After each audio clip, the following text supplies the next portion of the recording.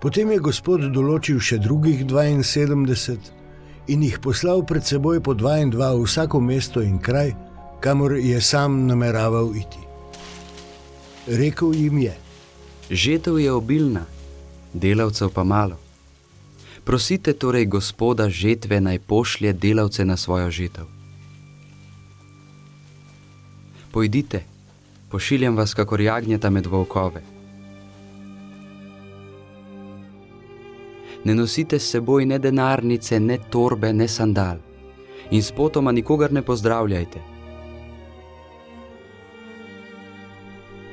V katerokoli hišo pridete, recite najprej mir tej hiši.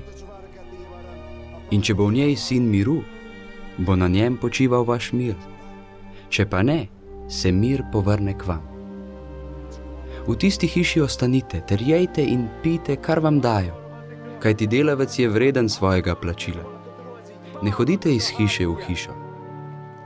V katerokoli mesto pridete in vas sprejmejo, jejte, s čimer vam postrežejo. Ozdravljajte bolnike, ki so v njem, in jim govorite: približalo se vam je Božje kraljestvo.